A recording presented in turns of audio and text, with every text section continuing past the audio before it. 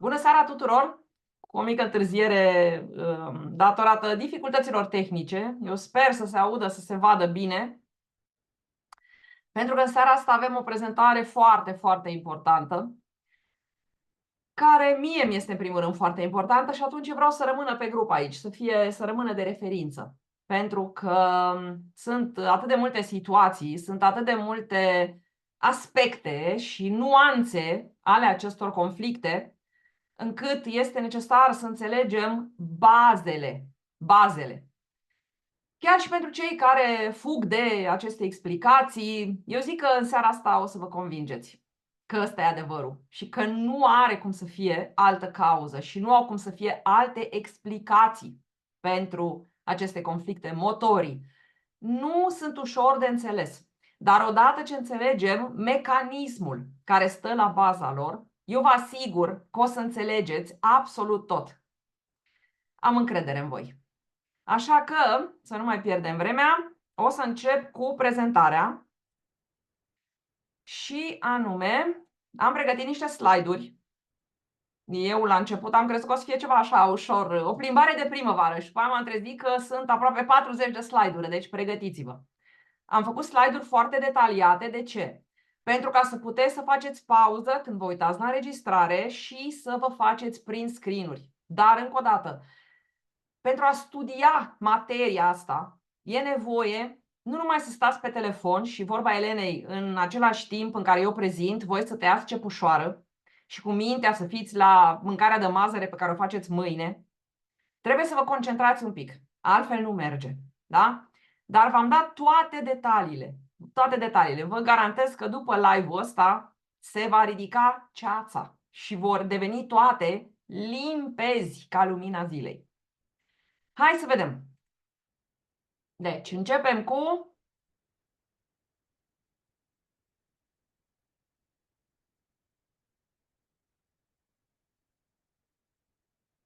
hai deodată. Așa. Sper că se vede pentru că eu acum nu mai văd comentariile de pe grup. Dragilor, deci avem conflictele motorii, printre altele, care explică tot ce înseamnă convulsii, epilepsie, așa zisul AVC. Vedeți că l-am pus în ghilimele. Scleroza multiplă, scleroza laterală amiotrofă, Parkinson, toate au aceleași cauze. Ce să vezi? Hai să vedem. Încep cu baza bazelor pentru cei care iau acum pentru prima oară contact cu ce înseamnă legile biologice. Noua medicină germanică, descoperită de medicul german Dr. Rike Gerd Hammer. Da? Nu-l cheamă Hammer, îl cheamă Hammer. Da? Așa. Și care spun aceste legi biologice, care sunt niște legi, nu sunt ipoteze, nu sunt speculații, nu sunt teorii.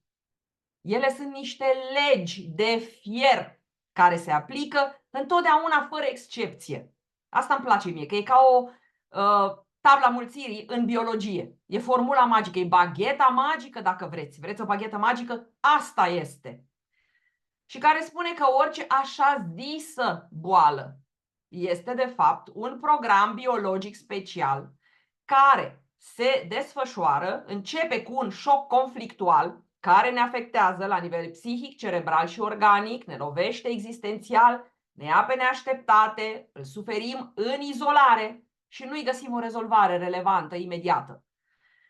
Și spune că orice boală are o desfășurare bifazică, deci acest program se desfășoară în două faze, cu condiția ca respectivul conflict să fie rezolvat, să nu intrăm în recidive, în vindecare suspendată, și vă explic mai târziu despre ce este vorba. Apoi, a treia lege, toate modificările așa zis patologice la nivel de țesut pot fi înțelese și explicate din perspectiva embriologică, foița embrionară din care provine fiecare organ. Toate au un sens și o funcție biologică. Trebuie să învățăm să gândim biologic. Legea 4 spune că microbii, de orice formă ar fi ei, optimizează vindecarea. Asta ce înseamnă? Carcalacii nu există, virusachii nu există. Bacteriile sunt de folos. Avem de 10 ori mai multe bacterii în corp decât celule. Nu ne papă bacteriile. Bacteriile la nevoie sunt pleomorfice. Își schimbă funcția, își schimbă forma la nevoie. Și la nevoie se transformă și în ciuperci, în fungi.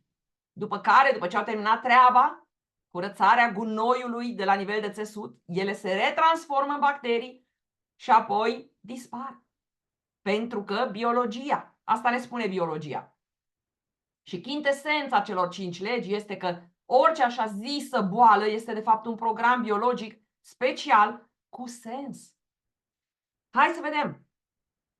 Prima lege, asta e importantă. De ce? Șocul care detonează afectează concomitent și la aceeași intensitate și la același nivel atât psihicul nostru, cât și creierul, cât și organul respectiv, în funcție de cum este percepută situația. Vedeți că am pus situația este exteriorul, dar contează modul cum noi percepem acea situație. Deci interiorul nostru, în funcție de codul nostru biologic, în funcție de sistemul de credințe și valori, convingerile noastre despre realitate, percepția noastră despre realitate, ce credem, ce gândim, ce simțim noi, ce așteptări avem noi de la realitate. Păi atunci ne luăm în freză, cel mai nasol. Când noi ne așteptăm la ceva și în realitate se întâmplă altceva și ne luăm în freză și apoi apare acel șoc conflictual, da? Deci numai acele condiții îndeplinite concomitent toate duc la pornirea unui conflict biologic și a unui program biologic. Nu orice fel de conflict la modul m-am certat cu vecina, m-am certat cu mama, da? Nu. Doar dacă acel șoc este perceput în mod acut, dramatic, neașteptat, izolativ și fără rezolvare imediată. Și este important acum să ne concentrăm la legea a doua, la nivel de creier. Pentru că despre asta va fi vorba. Mai departe, da? Deci, bifazicitate, asta ce înseamnă? În fiecare conflict avem faza activă, când noi suntem în stres celular, sistemul nervos este turat la maximum ca să poată să rezolve omul conflictul. Logic, totul este logic, da? Ne gândim obsesiv la conflict. Suntem încordați în simpaticotonie. Nu-avem apetit, avem mâini reci.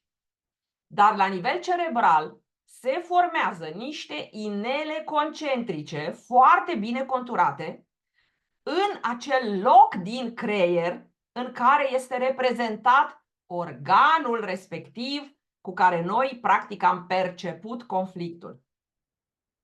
Iar în faza post-conflictuală, în faza de rezolvare, care vedeți că este împărțită și ea în 3 faze, sunt 2 faze de rezolvare plus criza epileptoidă. Atenție, nu epileptică, epileptoidă, da? Criza de vârf, momentul de adevăr al vindecării. Și atunci avem aceste 2 faze, da? Iar în faza post-conflictuală, în același loc în creier în care s-au făcut acele inele concentrice foarte bine conturate, în faza post-conflictuală acele inele devin mai slab conturate, se edematizează. Și la asta vreau să explicăm mai departe, pentru că este foarte important, ce se întâmplă cu adevărat, da, acolo. Apropo de grafică, vedeți că am pus, eu pun mereu sursele, da? Sursa Nicholas Barrow este unul dintre cei mai buni cunoscători din NMG din lume. Eu vorbesc despre, pentru că învăț la el, da? Eu am făcut niște cursuri cu el. Nu știu ce am aici pe gât. E de la soare, ok, în fine. Mă rog, stai așa să stăm așa. Așa. Acum vedeam niște dungi, că am niște transparente roșii și îmi transmit lumina foarte amuzant. Deci în faza activă de conflict, vedeți cercurile. Acel focar hammer este filigran. Cercurile sunt foarte bine delimitate, de tip țintă de tir. Da? Iar în faza post-conflictuală, avem mai întâi, în prima fază post-conflictuală, cercurile devin imprecise, mai șterse, cu un edem, adică apă, lichid. Se strânge acolo lichid. De ce? Pentru că organismul așa repară țesuturile, prin lichid. Da? Și apoi, în a doua fază, după criza epileptoidă, în a doua fază de vindecare, avem acele cercuri care devin albe, atenție, prin reparația țesutului glial. Deci acolo se repară țesutul glial și aceste cercuri pălesc în timp și devin tot mai șterse pe măsură ce se încheie reparația.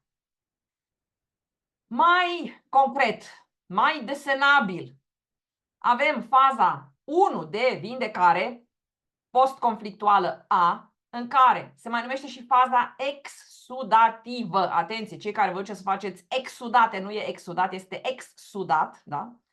În care țesutul afectat se umple mai întâi cu apă, pentru că așa se vindecă. Așa se vindecă întotdeauna, cu o umflătură, cu o inflamație, cu un edem de vindecare. Iar acest edem, bineînțeles, de uneori când este masa conflictuală mare, acest edem creează presiune în jurul lui, pentru că se umflă, normal, va deranja un pic, da? De-aia nu-i bine să stăm mult în stări conflictive, pentru că după aia ne o luăm tare de tot. Și apoi avem faza post-conflictuală B, adică faza restitutivă, în care practic țesutul elimină apa, se elimină edemul, dispare inflamația și se reduce umflătura. Așa se întâmplă vindecarea, dragilor. Asta e vindecarea. Da? Nu vă mai speriați atâtea de inflamații, de edeme, de vai, s-a inflamat. Foarte bine că s-a inflamat. Se vindecă. Aia se întâmplă, se vindecă. Da? Nu e nimic grav, nu e nimic tragic. Mai departe, intrăm la musculatură. Musculatura striată este cea care ne interesează în momentul ăsta, când vorbim despre conflictele motorii, nervii motori ai musculaturii striate. Se mai numește și musculatura scheletică, vedeți, da? Toate funcțiile motorii ale musculaturii striate sunt controlate de cortexul motor. Asta ce înseamnă? Avem țesutul ectodermal. Mai avem și musculatura netedă, musculatura cardiacă, alea nu ne interesează. Ne interesează musculatura striată. Și aici, pentru că vorbim de mai multe aspecte și vedeți voi, funcția organului îți arată și natura conflictului. Avem odată, pe de o parte, mușchii aductori, adică ei au funcția de a mișca o parte a corpului și de a o apropia de axa acesteia. Da? Deci la mușchii aductori înseamnă vreau să aduc ceva sau pe cineva aproape de mine, vreau să țin pe cineva aproape de mine, să nu-l scap, să nu-i dau drumul. Și mușchii abductori sunt cei care au funcția de a îndepărta o parte a corpului de axa acesteia. Și în mod logic ei sunt asociați cu respingerea. Respingerea. Am vrut să resping un pericol, să arunc pe cineva cât colo, să-i dau la un șut, da? Deci astea sunt două nuanțe. A vrea să apropii pe cineva, să ții pe cineva lângă tine și a vrea să scapi de cineva, da? Și să-i tragi un șut undeva, cum ar veni. Și câți dintre noi stau în situații de astea? Eu mai puțin, că mi-am luat și eu lecțiile și mi le-am învățat și nu mai stau în situații de astea în care îmi vine să-i trag cuiva un șut, dar eu stau și înghit în continuare. Nu. Se ia distanță. Se ia distanță. Vedeți că e tot principiul mișcare, da? Musculatura striată în conflict, vorbim deci de țesut mezodermal, mezodermul nou, aici apropo de musculatură, da? Musculatura, dar nervii motori țin de ectoderm. Dar aici, la musculatură, strict pe musculatură, da? Avem practic lateralitate biologică relevantă, conflictul care poate fi resimțit și practic cu procură pentru cineva drag, nu numai pentru mine. Deci o mamă poate resimți un conflict și în numele copilului, cum ar veni, da? Pentru că se identifică, dacă se identifică cu copilul. Strict pe musculatură, conflictul este doar de devalorizare. În faza activă avem minus de funcție și de țesut. În faza de reparație avem plus de funcție și de țesut. Da? Menționez asta că urmează după aceea să diferențiem, să vedem prin ce se diferențiază. Iar nervii motori în conflict avem un conflict motor legat de mișcare, principiul mișcare. E că înseamnă fugă, evadare, da? Blocaje motorii. Și aici poate să fie un conflict generalizat sau un conflict local. Da? Deci, cum v-am zis, ține de ectoderm. Locul unde apar simptomele este foarte relevant. Da? Sensul biologic aici este care? Reacțiile din creierul vechi, da? Reacțiile alea spontane în fața unui pericol de moarte sau perceput ca pericol de moarte, care sunt? Unul dintre ele este ăsta. Deci ori fug, ori mă lupt, ori am încremenit și mă prefac că sunt mort. Voi ați văzut câte animăluțe de-astea mici se prefac că sunt moarte, un șoricel care se preface că e mort, după care pisica îl lasă în pace. Pentru că animalele nu mănâncă cadavre, spre deosebire de noi, care luăm cadavrele și le punem la grătar și le băgăm mirodenii și le băgăm în noi. Da, animalelor nu le plac cadavrele. Da, nici carnivorele nu mănâncă cadavre niciodată. Ca atare, dacă te prefaci că ești mort, ai o șansă să scapi. Biologie pură. La fel și aici, faza activă minus, funcție țesut, fază de reparație plus. Bun, mai departe. Cum vă spuneam, natura conflictului este per total principiul mișcare. Cu nuanțe câte vreți de aici până la Timișoara. Sunt paralizat de frică. Am înțepenit de frică. Trebuie să mă prefac că sunt mort? Nu am scăpare. Am pierdut orice speranță. Mor dacă mă mișc. Sunt omorât dacă mă mișc. Vedeți câte percepții de situații. M-am blocat. Nu știu cum să mai ies din impas. Nu știu pe unde să o apuc. Nu pot să mă apăr. Nu pot să mă feresc. Nu pot să mă salvez. Nu mai pot să mă mișc așa cum vreau. Toate nuanțele astea sunt implicate și atâtea situații de viață sunt cu conflictele astea, n-aveți idee. Sigur le veți identifica pe toate în momentul în care veți ști că despre asta e vorba. Da? De-aia făceam legătura între nervii motori și musculatura striată ca și conflict de devalorizare, pentru că aceste conflicte motorii sunt strâns legate de conflictele de devalorizare și uneori se pot declanșa împreună în funcție de percepția fiecăruia. Deci conflictele motorii au un potențial foarte mare de a recidiva datorită simptomelor, când omul nu mai poate să miște, normal că el riscă, neștiind ce se întâmplă cu el, riscă să-și redeclanșeze conflictul și atunci conflictul se auto-întreține, că omul se simte imobilizat, paralizat, nu mai poate să miște și intră într-un cerc vicios, când totul s-ar vindeca și s-ar rezolva mult mai repede, dacă el nu ar intra pe spirala recidivelor, pe spirala vindecării suspendate, cum îi spune în NMG. Da?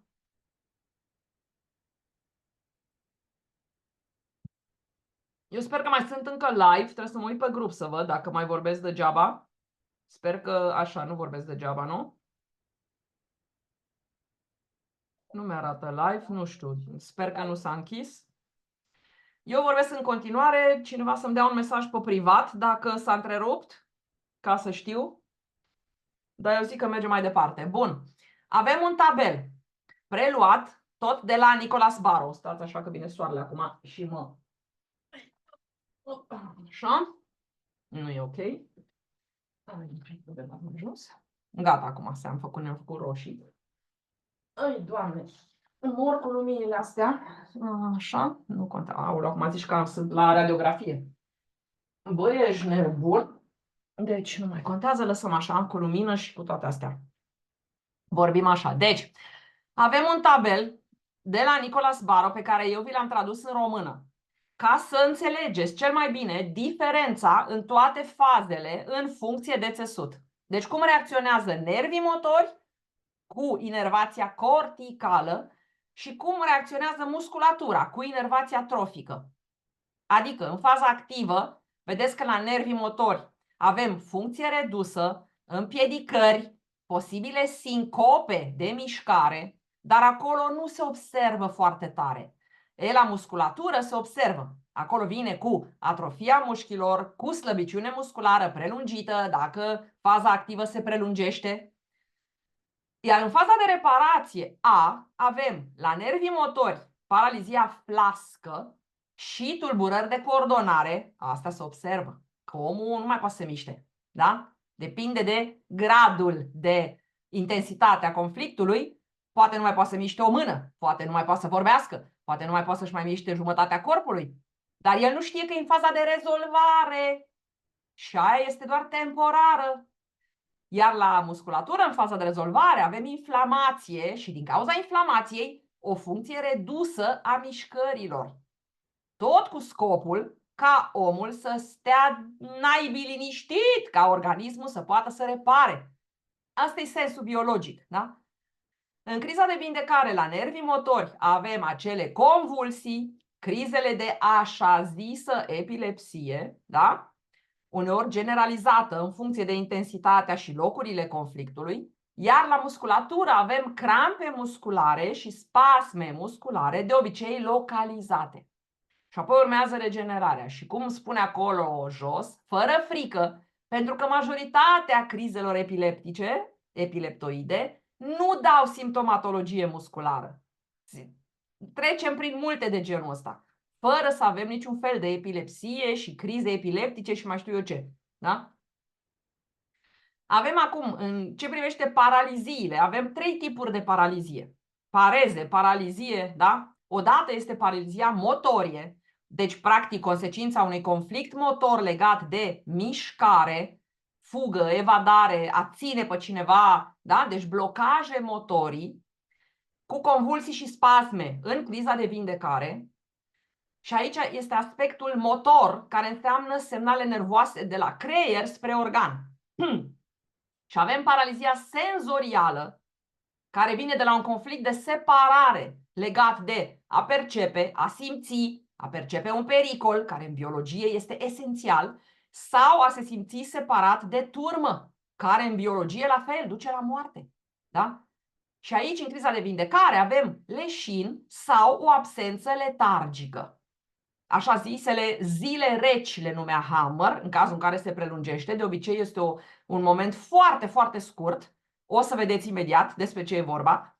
Pentru că am videouri în care veți vedea crize epileptoide. Ca să nu mai stați cu frică. Da? Să vedeți cum animalele, în inteligența lor care o bate pe a noastră, știu să treacă în mod inteligent prin aceste crize de vindecare, fără să se sperie, fără să nebunească, fără să se isterizeze, fără să după aceea să ducă la doctor să ia anti bla bla bla convulsivante și tralalala, da? Sau se mai poate întâmpla să apară o paralizie datorită unei presiuni mecanice la nivel cerebral din cauza unui alt edem de vindecare al unui alt conflict care apasă din întâmplare pe centrii motori. Și asta este una din cauzele paraliziilor. Dar de cele mai multe ori vorbim de asta, paralizia motorie, că e cea mai deasă. Highlightă senzorială este mai rară, este mai deasă, este mai frecventă în natură. Și de-aia v-am adus, deci primul video e ăsta. Eu nu știu dacă mai sunt live, să-mi zică cineva dacă mai sunt live, vă rog frumos, să-mi țină cineva, nu s-a întrerupt, bravo, hai că-mi zice cineva, așa. Cu ajutoarele. Deci, veți vedea în continuare, întrerup un pic și după aia vă pun un video foarte fain, un conflict de separare cu o criză epileptoidă a unui câine. Băi, un câine, Kenzo îl cheamă pe acest câine, care suferea un conflict de separare de stăpâni. De fiecare dată, acest conflict se reactiva, avea o șină, se reactiva întotdeauna când ieșea afară la plimbare pentru prima dată cu cineva necunoscut. Până făcea el pace cu situația. Înțelegeți? Și criza de vindecare venea întotdeauna cu absență, leșin și urinare. Vă las aici linkul ca să vedeți că e de pe pagina Learning GNM, da, SBS, Documents, Kenzo, Absence. Întrerup un pic. Așa, și vreau să văd acum dacă îmi pornește, Doamne ajută, ziceți-mi, vă rog frumos, Doamne ajută să pornească acest video. Că eu îi dau acum din nou. Așa. Deci ăsta este cățelul. Îi dau fără sonor, da? Ăsta e cățelul. Fiți atenți acum. Deci cățelul iese prima oară cu cineva la plimbare. Iese să plimbă el, pac, pac, aleargă, e fericit, gata, și-a rezolvat conflictul, s-a obișnuit cu persoana care îl scoate la plimbare și acum fiți pe fază că urmează criza epileptoidă a conflictului de separare, cu leșin, absență și urinare. Fiți atenți!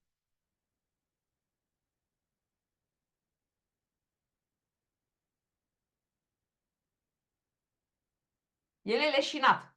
Rămâne liniștit, uitați, curge urina. De ce? Pentru că se relaxează toți mușchii.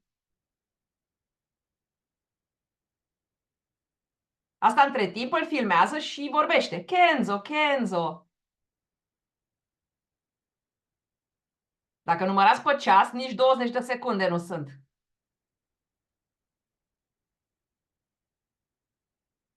Kenzo, Kenzo. Și Kenzo își revine din criza epileptoidă și se ridică frumos și pleacă mai departe. De ce? Pentru că și-a rezolvat conflictul. Nu stă să plângă, să-și smulgă părul din cap, să urle, să cheme ambulanța. Ați înțeles? Despre asta vorbim, da? El își vede de treabă în continuare, se bucură de viață în continuare. Și proprietarilor li s-a explicat care e conflictul, ca să înțeleagă și nimeni nu se mai sperie și toată lumea stă liniștită. Ați văzut ce simplu este?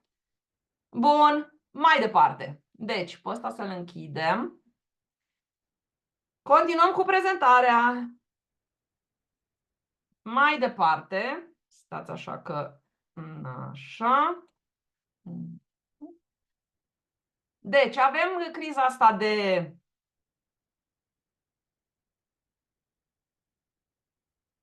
Criza epileptoidă în natură, da, a câinelui. Ați văzut cât de simplu e? Și acum descrierea detaliată a tuturor fazelor. Ce înseamnă nervii motori în conflict? Avem în faza activă, se necrozează mușchii, v-am spus că este cu minus în faza activă, slăbiciune musculară, scade funcția motorie, ceea ce frecvent este neobservabil, că nu se bagă în seamă, da? La o anumită categorie, într-o anumită parte a corpului, nu ne deranjează, că nu e generalizat. Da? Rare ori pareze, fără dureri. Însă, dacă faza activă durează prea mult, datorită necrozei mușchilor și a slăbiciunii musculare prelungite, atunci crește riscul de conflicte secundare, adică intervine și o devalorizare cu atrofie musculară. Sau, dacă omul se duce și se controlează și se autoprogramează, își ia și conflictul de diagnostic. Și o să vă zic după aia care este ăla, la ce să vă așteptați, ca să nu cădeți în capcane. În faza de reparație A, apare brusc o disfuncție a funcției motorii. Eventual o pareză temporară, subliniez, temporară. Nu se stă 80 de ani în pareză. Datorită acestui edem de vindecare, apare un tremur ușor al zonei afectate, o lipsă de control. Și aici mare risc de recidivă când omul se sperie de simptome, din cauza ignoranței, din cauza fricii, din cauza programelor pe care le rulează în subconștient. Cățelul ăla nu rulează niciun fel de programe în subconștient. Aoleu, mi-e frică, o să ajung în căruț, nu o să mai pot să mor, nu o să mai pot să alerg, nu o să mai pot să merg, nu o să mai pot nimic. Nu. Nu. Și cățelul cred că a avut vreo 10 crize de-astea. Bă, și n-a pățit nimic, ce să vezi. El pleca și vedea de treabă în continuare. Și criza de vindecare, aici la nervii motori, avem spasme, cârcei, ticuri nervoase, atenție și acolo pericol de recidivă și de vindecare suspendată, când omul se sperie. Apar acele convulsii, apar crizele de epilepsie, așa zisa epilepsie, în funcție de intensitatea conflictului, întotdeauna. Dacă este implicat doar centrul motor, nu avem dureri. Doar dacă omul se încordează și automat intră și musculatura în joc, s-ar putea să vină și anumite dureri, dar sunt suportabile și alea. Da? Deci această criză epileptoidă durează maximum 20-30 de secunde dacă omul nu opune rezistență. Dacă acea ființă biologică nu opune rezistență. Tot ce durează mai mult este deja vindecare suspendată cu recidive. Deci omul nu reușește să treacă dincolo, să treacă în faza de urinare, de eliminare, faza restitutivă. Rămâne agățat între faza de vindecare A, criză epileptoidă, iar recade. Iar criză epileptoidă, iar recade. Da? O să vă arăt și o schemă mai încolo, ca să se înțeleagă și mai clar. După criza de vindecare, care este momentul adevărului, este momentul în care se realizează reîntoarcerea la normal. Apoi vine revenirea funcției nervilor motori, regenerarea țesutului și urinare masivă prin eliminarea edemului. Edemul fiind și la creier și la organ. Da? Și întotdeauna cantitatea, da, ține de și intensitatea ține de intensitatea conflictului. Întotdeauna. Mai departe, fazele conflictului pe schemă. Uitați-vă sus la mov, mov, galben pe mov. Deci avem funcție diminuată, slăbiciune musculară în faza activă. În prima fază de rezolvare, o înrăutățire temporară, eventual paralizie. De ce? Pentru că organismul strage frâna de mână. Bă, potolește-te să pot să te repar. După care vine criza epileptoidă, convulsii, spasme, alopat, aveți epilepsie, haideți repede pe chimicale și pe otrăvuri, haideți să vă otrăvim ca să vă vătămăm real, că acum nu sunteți vătămat. Haideți să vă vătămăm noi, să vă distrugem, să facem ravagii în corp și în creier cu otrăvurile. După care, după această criză epileptoidă, urmează normalizarea funcțiilor. Ăsta este parcursul liniar, corect, care nu trebuie întrerupt. Da? În momentul în care avem o fază activă prelungită, gândiți-vă, omul stă într-un stres psihic maxim. Da? Stres fizic, cu pierdere enormă de energie, cu epuizare celulară și, bineînțeles, cu funcțiile micșorate, funcția se diminuează, organul nu mai dă randament. Și omul se duce speriat la alopați care încep. Sunteți suspect de scleroză multiplă. Analizele arată că este sugestiv pentru scleroză multiplă. Aveți scleroză laterală amiotrofă. Aveți sindrom Guillain-Barré. Aveți distrofie, atrofie musculară. Aveți AVC rece. Pe vremuri, toate erau etichetate polio. Mai știți? Frauda cu poliomielita, pe care au redenumit-o după aia, ca să se mușamalizeze frauda cu înțeparea, cu imunizarea. Mamă, că au avut efect înțepările, otrăvurile cu seringile, au avut efect și gata, a dispărut polio, n-a dispărut nimic. A fost redenumită în astea: scleroză multiplă, scleroză laterală, sindrom Guillain-Barré, paralizie flască acută, paralizie acută flască, PAF. Ne-a făcut PAF pe toți, ce să mai zic. Vedeți că am eu video, da? Și despre polio și despre toată frauda. Nu mai intrăm acum în alte detalii, doar ca să știți, la modul general, se poate aprofunda tot ce vreți, da? Hai să vedem cu convulsiile astea. Convulsii febrile. Când a auzit, vai, a avut copilul febră, mi-a fost frică de convulsii și i-am dat medicament. Stai să vezi că tu prin medicamente îl nenorocești pe viață. Da? Deci, nu există nicio legătură cauzală între febră și convulsii. Deci nici febra nu dă convulsii, nici convulsiile nu dau febră. Nu e nimic cauzal între ele. Convulsiile sunt, cum v-am spus, criza de vindecare a unui conflict motor. E strict pe musculatură. Nu e nimic neurologic. Da, se întâmplă și la nivelul creierului ceva procese. Dar asta nu înseamnă că acolo e cauza. Alo, alopații, trezirea. Iar febra în sine este de două tipuri, dintre care doar unul este febră reală. Apare ca și cofactor în faza de rezolvare a mai multor conflicte. Aia este febra mare, care apare în starea de vagotonie. Vine cu moleșeală, epuizare, are scopul de a pune omul la orizontală ca să poată fi reparat. Și al doilea tip de așa zisă febră, care de fapt nu e febră, e un conflict activ al talamusului. Este o febră moderată. Asta înseamnă ce? de fapt și de drept. Un metabolism crescut, mobilizarea rezervelor, se încinge capul pentru că ne simțim într-o situație de unde vrem să scăpăm. Asta e tot. Nu e nicio tragedie. Nu moare nimeni. Da? Și ce este amuzant este că exact frica părinților din ignoranță induce copilului conflictul motor sau îl întreține pentru că copilul simte subconștientul părintelui speriat și el vrea să scape din acea situație. El vrea să scape de frica ta, dragă părinte, speriat, dragă mămică, să ți-o zic cu drag, dragă mămică găină decapitată. Copilul, îi faci conflictul motor. Că el vrea să scape, să fugă de tine și de frica ta. Acolo-i buba, buba mare. Deci aveți grijă că de la voi pornesc toate. Cunoașterea este putere. Tot timpul vă spunem.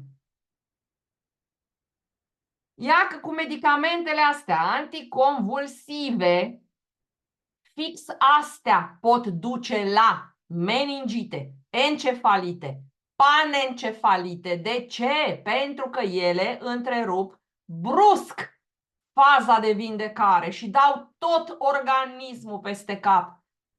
Dar organismul, după ce își retrage rezervele de la procesul de vindecare, se concentrează pe a încerca să metabolizeze și să elimine o travă aia nenorocită, organismul își reia după aia programul și vine și îl reia cu simptome și mai puternice, ca tu să înțelegi odată, să nu-l mai faultezi. Ăsta-i sensul. Dragilor, voi credeți că noi degeaba lătrăm la lună pe tema asta? Of, Doamne! Doamne! Deci, revenind la criza epileptoidă sau epileptică, da? În sensul de criză epileptică, vorbim de simptome bruște, deci o modificare electrofiziologică în creier.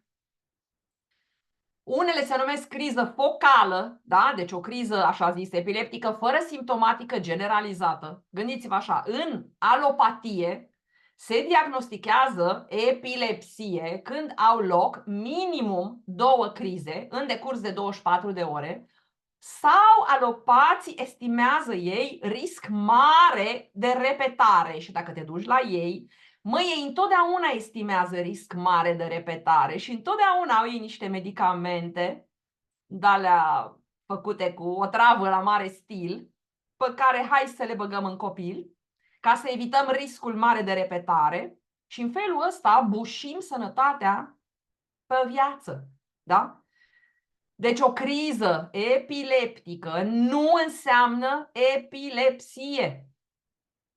Nu e o boală epilepsia, este doar o etichetă alopată greșită. Sunt niște simptome vizibile care sunt interpretate greșit. Și când mai adaugi la ciorba asta și factorul panică, te-ai ars, te-ai nenorocit. Pentru că frica, mână în mână cu ignoranța, duc la dezastru, la catastrofă. E programată catastrofa. Dar hai să vedem dacă mă mai văd acum. Alo, mai dați-mi cineva aici un ăsta. Stai că s-a închis telefonul. Se mai vede? Da, ești live, totul ok. Bravo, așa, nu știu acum. S-a întrerupt? Da. Nu s-a întrerupt. Bun, mai departe. Epilepsia realitate este această criză de vindecare. Deci avem în faza activă, cum v-am spus, disfuncție motorie, eventual paralizie a brațelor și picioarelor în funcție de intensitatea conflictului, fără dureri. În faza de rezolvare A, exudativa, avem edemul de vindecare și de regenerare plus înrăutățirea temporară a simptomelor. Rețineți că ăsta e un semn bun, e un semn că s-a început reparația. În criza de vindecare avem aceste convulsii, spasme, criza focală sau epileptică și apropo, marele bau-bau tetanos, bă, e tot o criză de vindecare. cu spasmele alea musculare și cu încordarea și cu tare. Uite, dacă te încordezi, normal că se prelungește și se agravează. Da? Uneori cu implicarea limbii. De ce? Pentru că dacă este conflict motor legat de gură, de exprimare, de lătrat la animale. Știți ce animale făceau tetanus? Alea folosite de Pasteur în laborator, legate de bot, imobilizate de stâlpi, cărora li se făcea trepanație.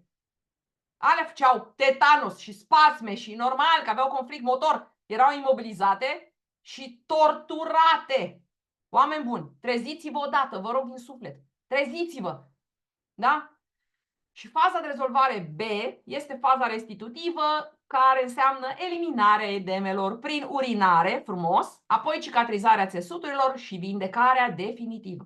Așa decurge, încă o dată, liniar, fără probleme, un conflict. Dacă nu ne încordăm, dacă nu opunem rezistență ca proștii, dacă nu intervine creierul, mintea, ego-ul, aulău, nu. Hai să fim și noi ca și Kenzo, cățelușul. Ce ziceți? Să fim deștepți cum e Kenzo. Da? Mai departe, un studiu de caz de la doctorul Hammer. Era o fetiță. Șocul conflictual a fost faptul că ea a fost ținută cu forța în actul înțepării, pentru că ea se zbătea foarte tare, deci a fost imobilizată forțat. Ăla a fost șocul care a declanșat programul. În faza activă a conflictului, bineînțeles, disfuncție motorie, paralizie, da? Câteva luni a fost paralizată. Atât de grav a fost acel conflict, da? Conținutul fiind ăsta, n-am putut să fug, n-am putut să mă apăr, n-am putut să mă feresc, n-am putut să scap de pericol. De ce? Pentru că copiii simt că ăla e un pericol. Simt că sănătatea nu are cum să vină dintr-o seringă injectată în corp. Copiii știu asta în inteligența lor divină cu care au venit aici. Și noi îi distrugem. Bine, eu nu, dar alții, altele mămici, da? Iar sensul biologic este exact ăla pe care vi l-am spus deja. Mă prefac că sunt mort ca să scap de pericol. În speranța că voi scăpa de pericol, mă prefac că sunt mort. Cât de trist, da? Cu AVC-ul, aceeași poveste. Diagnostice alopate greșite. Din cartea naturopatului austriac Björn Eibel, cine mă sună și mă deranjează? Cineva mă sună, se numește... Da, nu contează. Deci, avem în teoria alopată, da, Björn Eibel, naturopatul austriac, care a scris cartea Cauzele emoționale ale bolilor. Vedeți că în engleză a fost tradusă cu rădăcinile psihice ale bolilor. Traducerea este bullshit. Se cheamă Cauzele emoționale, sufletești, dacă vreți, ale bolilor.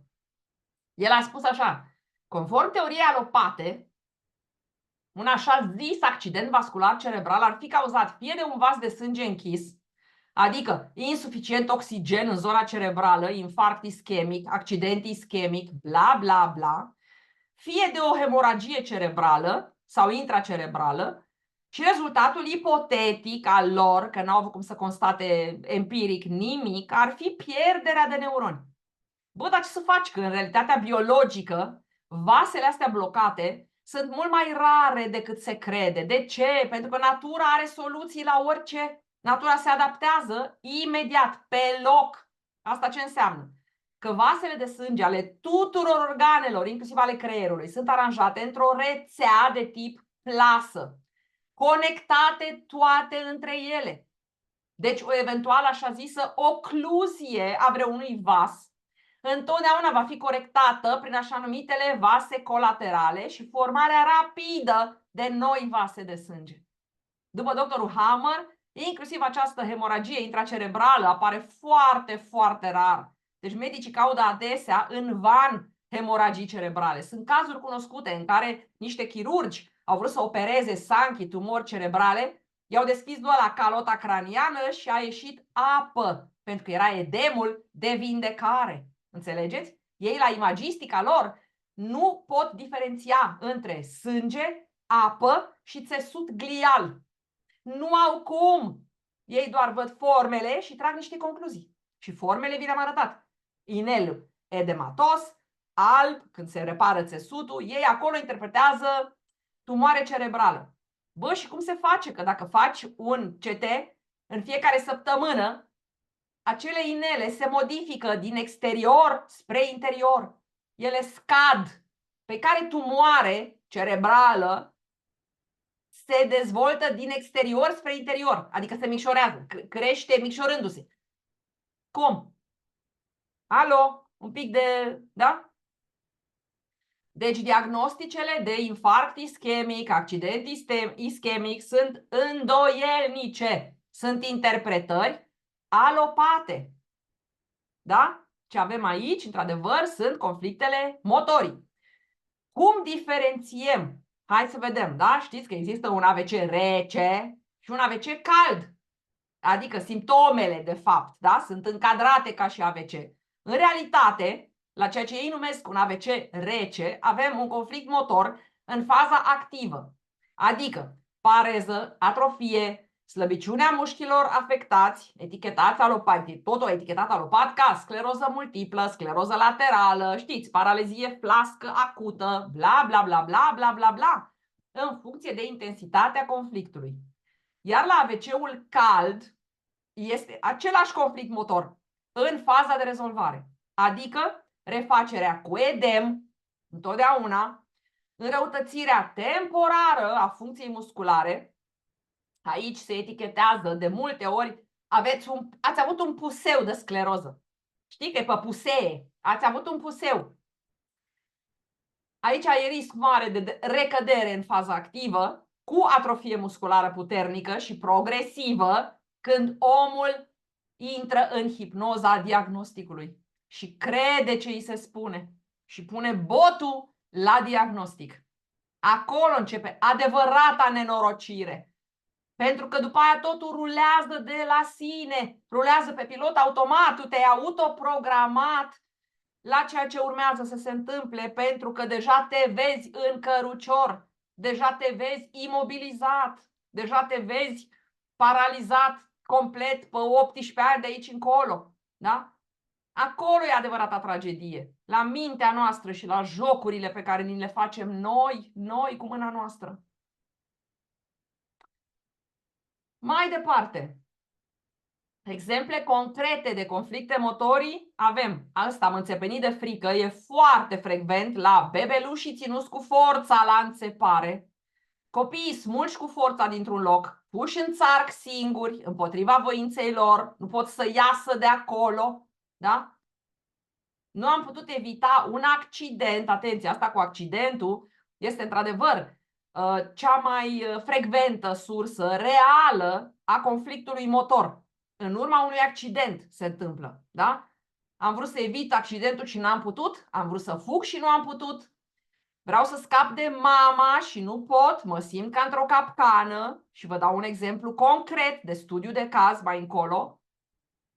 Soția mă amenință cu divorțul, îmi pierd familia, cunosc caz concret, ceartă masivă, nasoală, în care femeia i-a aruncat numai reproșuri în cap, el a amuțit, ulterior i-a paralizat și centrul vorbirii în faza de vindecare, amenințându-l cu divorțul, el a încremenit, a înțepenit de frică și de spaimă, aoleo, îmi pierd familia, nu pot să-mi țin familia lângă mine. El fiind copil adoptat, căruia maică sa i-a mărturisit la 18 ani sau nu știu când a vrut să plece de acasă și într-o ceartă urâtă, atunci i-a aruncat maică sa în cap, știi că de fapt ești adoptat. Vă dați seama ce traumă a trăit omul ăla. Și conflictul ăsta a durat niște luni de zile. Evident că în faza de rezolvare a apărut paralizia pe o jumătate a corpului. Aia e temporară. Omul ăla trebuia îngrijit cu iubire acasă de către soția lui. Da? Nu dus la spital și aruncat undeva la niște străini. Nu așa se procedează când iubești cu adevărat pe cineva. Fetușii în burtica mamei au conflicte motorii când mama este în pericol, când mama este bătută. De asemenea, la ecografii. la amniocenteză, ei încremenesc de frică. Bebelușii la naștere, când rămân blocați, când sunt scoși cu forța, vedeți? Toate au legătură cu mișcarea, blocaje în mișcare. Locul simptomelor indică întotdeauna nuanța conflictului. Asta ce înseamnă? La ploape, știți? Când se zbat ploapele sau când cad ploapele. N-am putut să deschid ochii la timp ca să văd pe cineva sau ceva crucial. Și în faza activă prelungită apar ploapele alea căzute. Am o cunoștință care avea la unul din ochi, bineînțeles. Apropo de cauze, de genetică, de ce e doar la un singur ochi? Mă rog frumos, pentru că NMG-ul explică lateralitatea biologică. Îți arată exact despre cine e vorba în conflict. Și atunci ești cu pleoapa căzută. Da? Sau temporar în faza de vindecare A, care, bineînțeles, nu are voie să dureze foarte mult. La mușchii ochiului, vedeți aici strabismul. Nu pot sau nu am voie, nu sunt lăsat să văd pe cineva. Un bebeluș la naștere care a fost separat de mamă. Sau căruia i s-a făcut o poză cu blițul.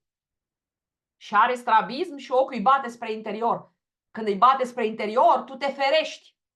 Când bate spre exterior, tu cauți ceva. Nu-i logic? Nu-i logic, măi, oameni buni.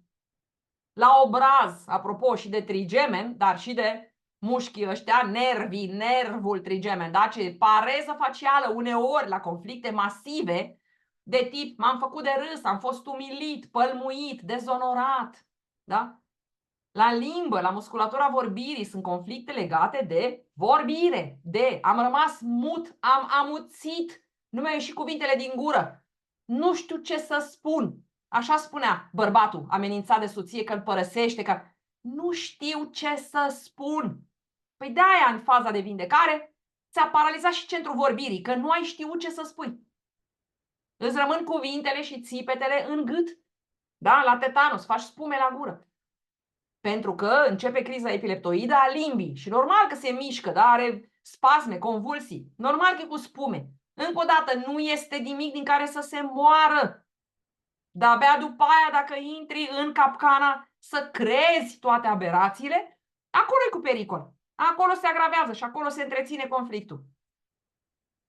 Mai departe, la brațe, la mâini, vorbim, cum am spus la început, de mușchii aductori. Nu pot să țin lângă mine pe cineva. Am pierdut pe cineva drag. N-am putut să salvez pe cineva. Atenție!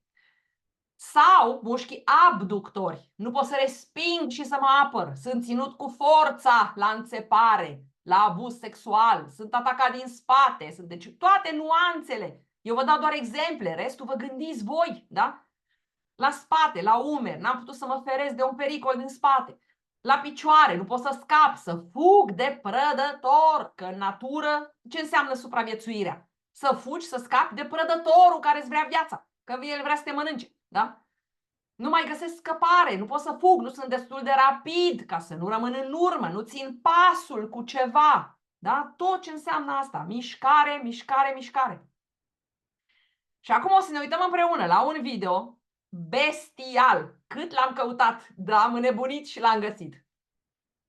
Deci v-am arătat cu cățelul Kenzo criza de vindecare a unui conflict de separare. Da? Deci cu leșin, cu absență, cu urinare, cu așa.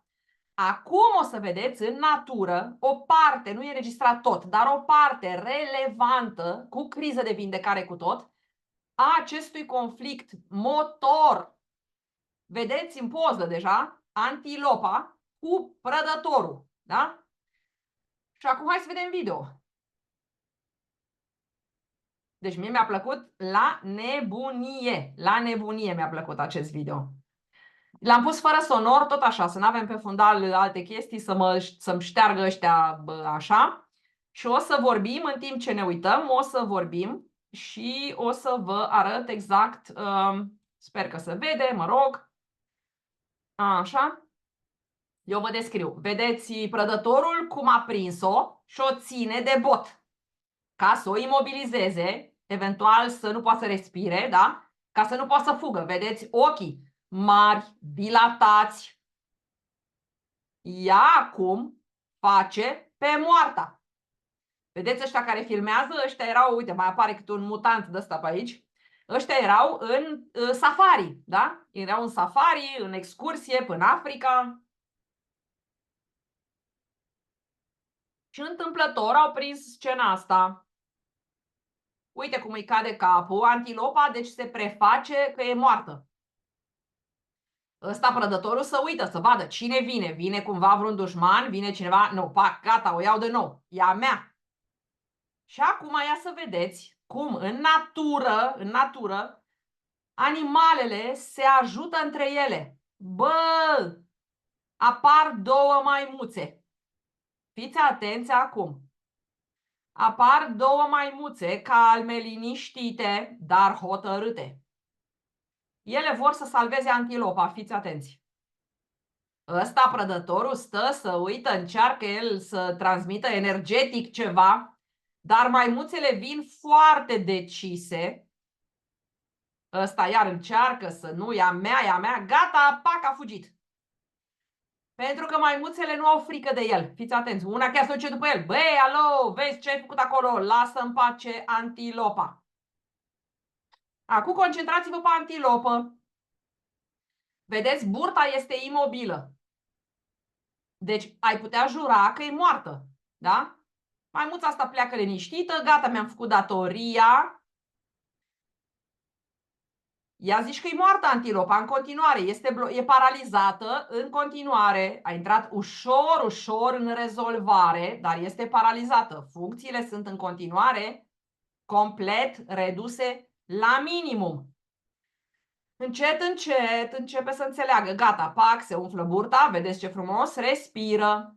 Începe să respire. Începe să respire.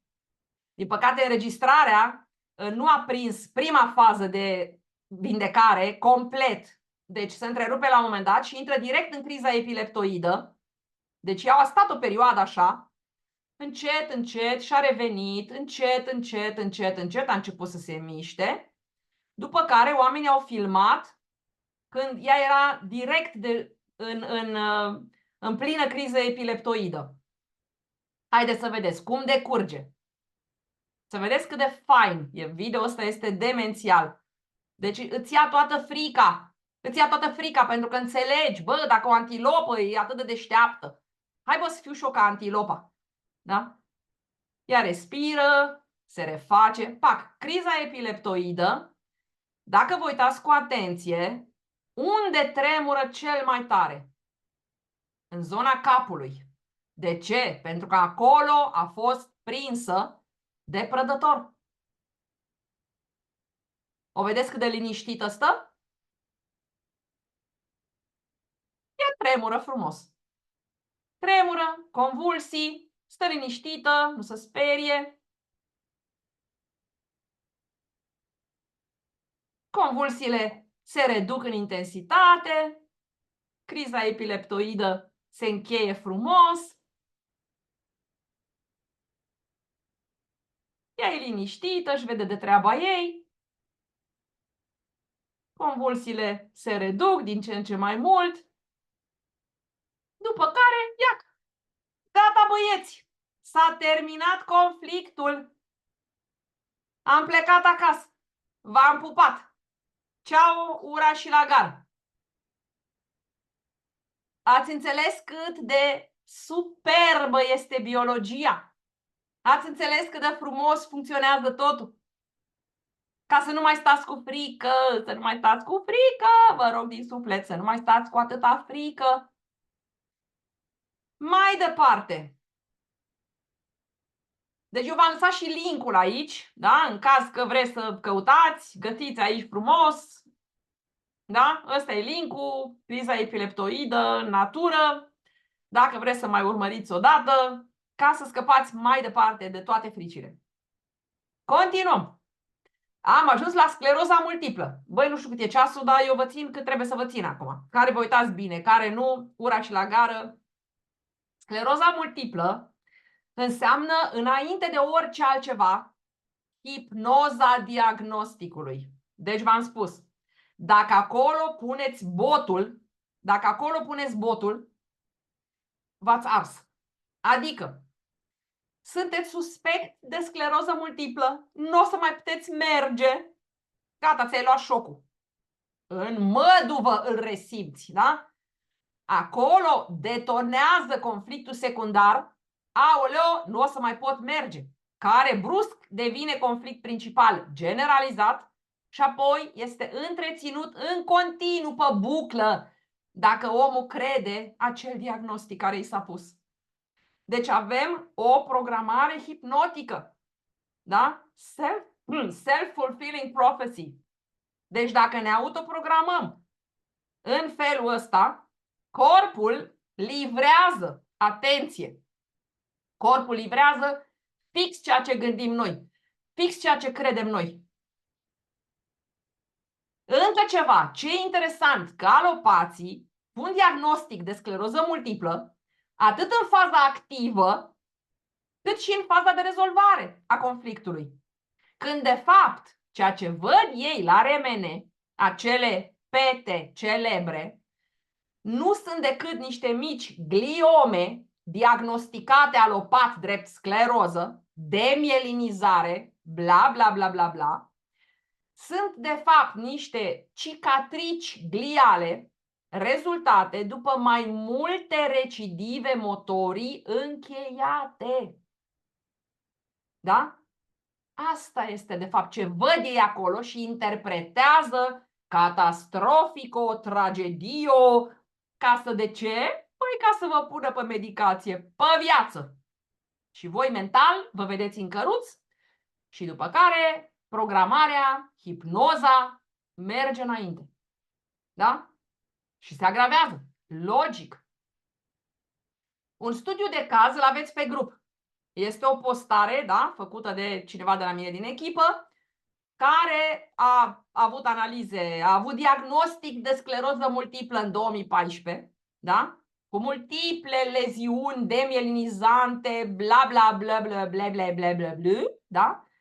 Și după 3 ani, ea avea conflictul ăsta motor, nu pot să mă desprind de mama. Mama o tortura și o chinuia și ea nu putea să se desprindă, să fugă. Sufletul voia să scape, să fugă.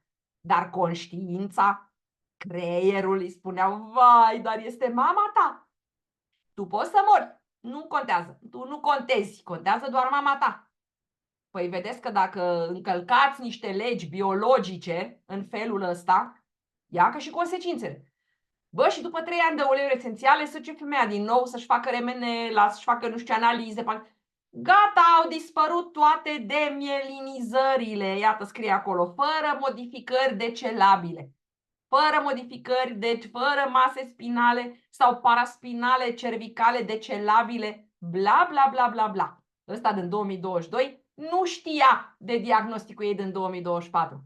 Înțelegeți? Ca dovadă că dacă susții organismul în faza de vindecare și nu mai pui botul la aberațiile alopate, pentru că eu asta am spus din prima când m-a contactat, vezi că diagnosticul e greșit, vezi că te-ai urcat pe un cal care te duce în prăpastie, dă-te jos de pe calul ăla. I-am tras niște buzdugane, ce-i drept, dar i-au folosit. Da? Și uite rezultatul. Rezultatul înseamnă sănătate. De ce? Pentru că ea venea oricum.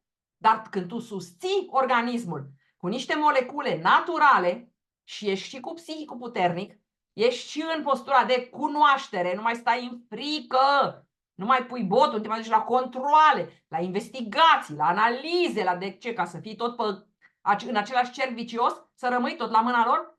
Nu mulțumesc. Da?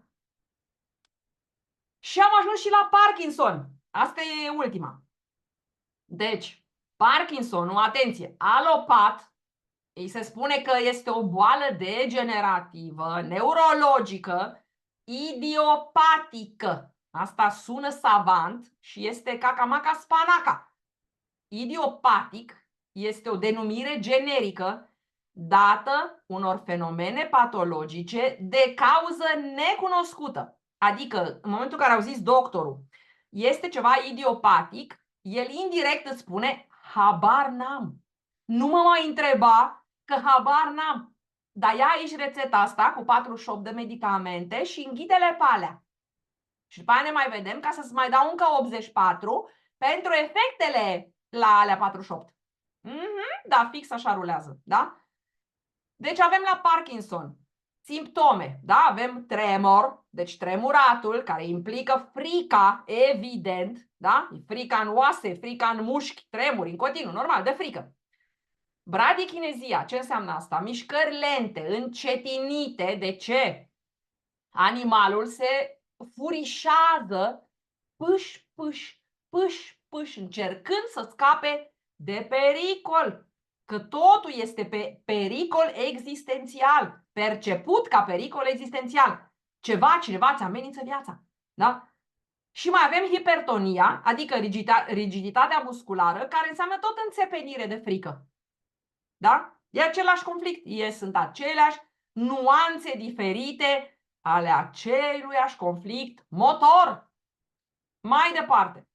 Deci Parkinson, să ne înțelegem, nu este o boală de sine stătătoare, nu e nimic ereditar. Aici avem de-a face cu o criză epileptoidă, tonico-clonică, în vindecare suspendată. Asta ce înseamnă? Că se tot rulează, tot revin crizele epileptoide pentru că nu se încheie programul așa cum trebuie.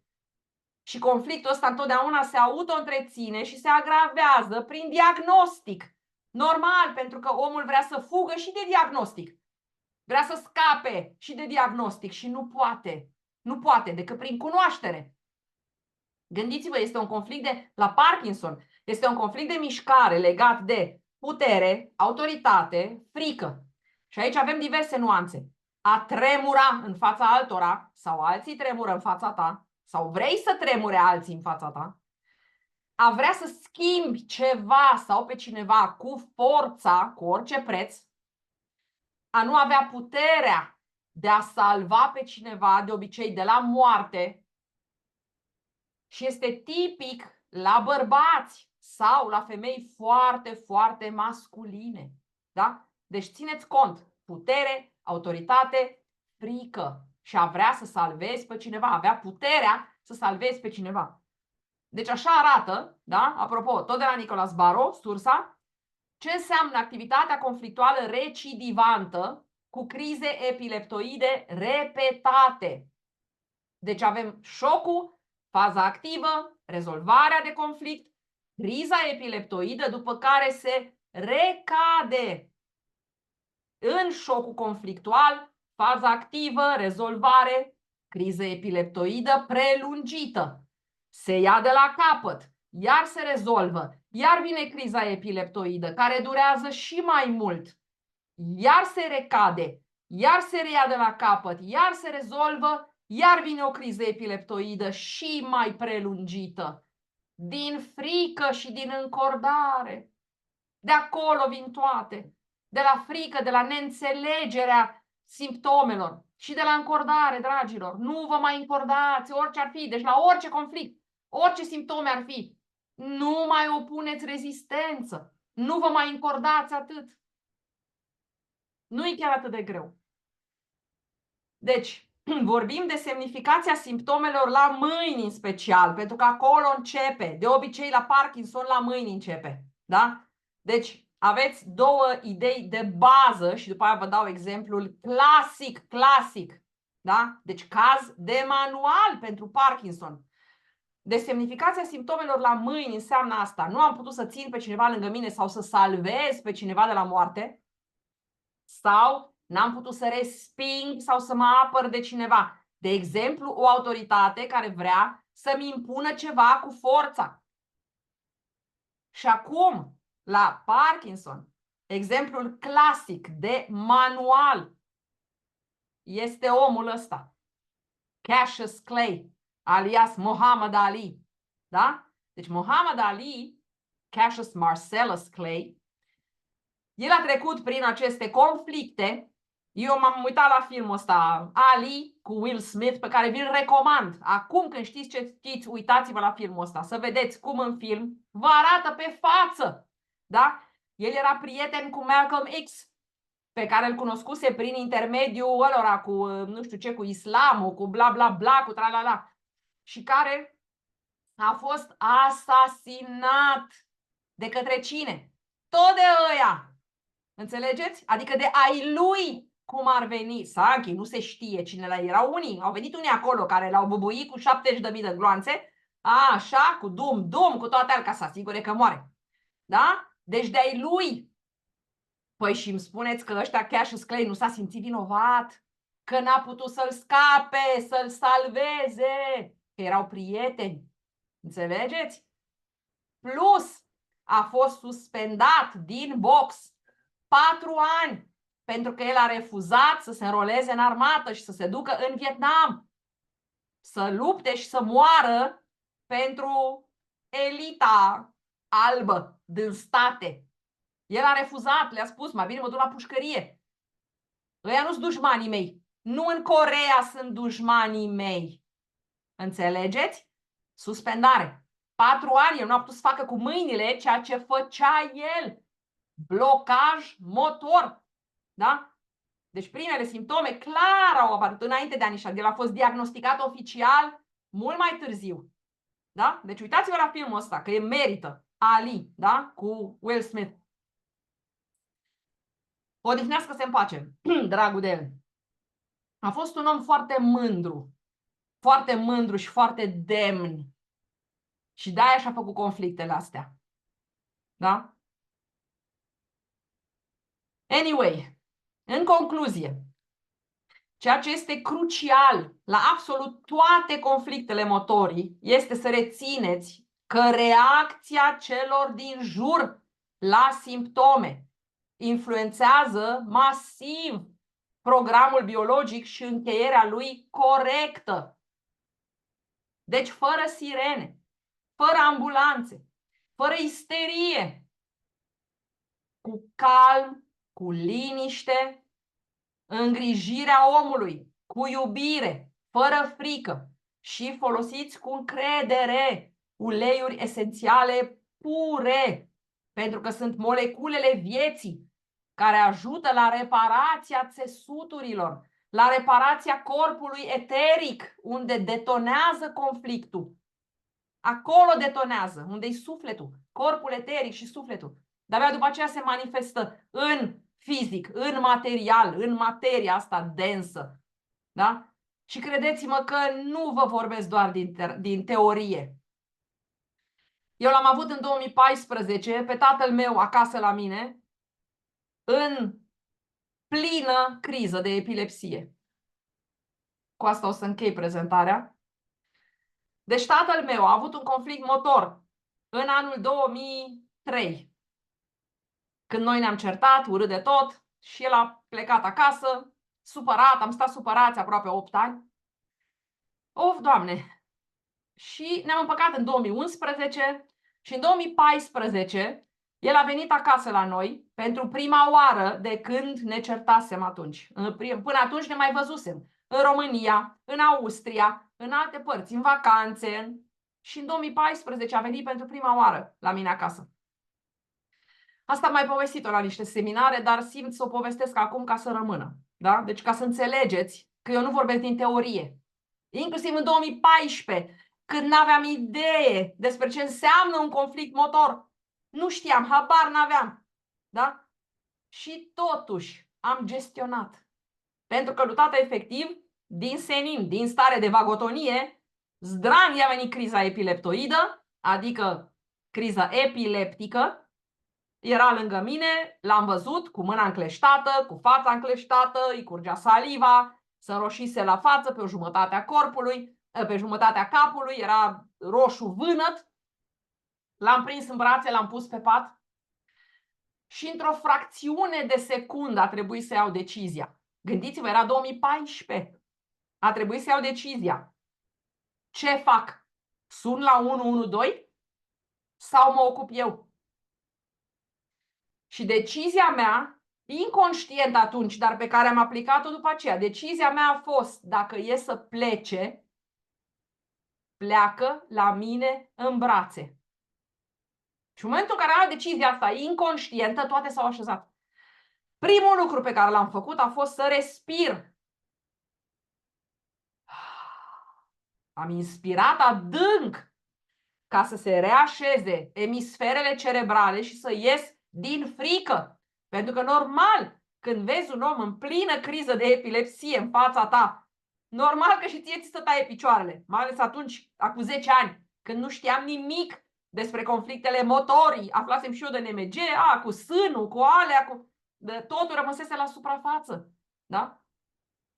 Și decizia a fost asta, momentul în care s-au așezat toate, m-am pus pe autopilot și intuitiv am știut că omul are nevoie de susținere, are nevoie de o ancoră, are nevoie de siguranță, are nevoie de calm, de cineva care să-l liniștească, nu să-l panicheze și mai tare, pentru că el se zbătea, tremura, făcea spume la gură, încerca să vorbească. Și efectiv i-am ținut capul pe brațul meu și i-am vorbit ca unui bebeluș, cum îi vorbeam lui David când era mic.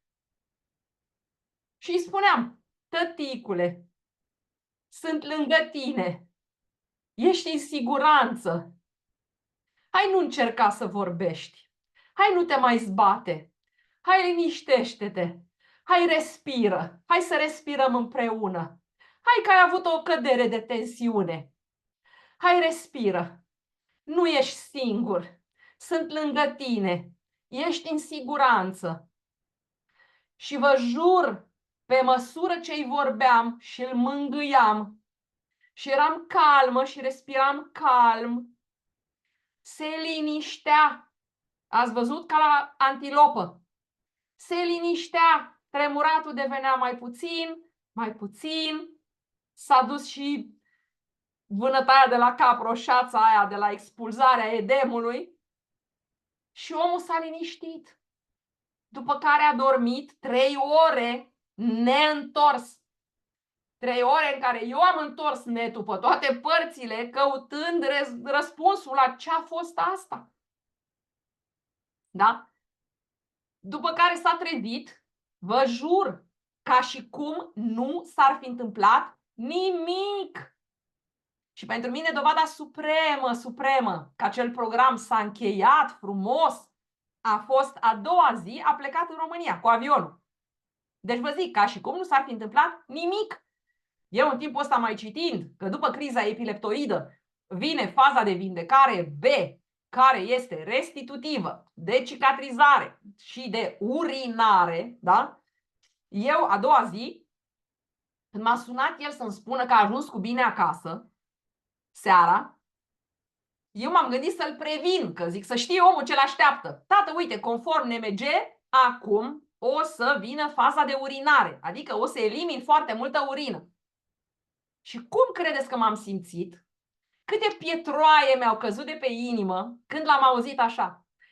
Păi bine, mă, Feliuță, acum îmi spui, bă, dacă n-am fost în avion la toaletă din 10 în 10 minute, nu știu de unde, că nici nu băusem atâta apă. Înțelegeți? Ca la carte, ca la manual, în momentul ăla am zis, Doamne, mi-a pus Dumnezeu mâna în cap când am descoperit NMG-ul. De-aia îl recomand.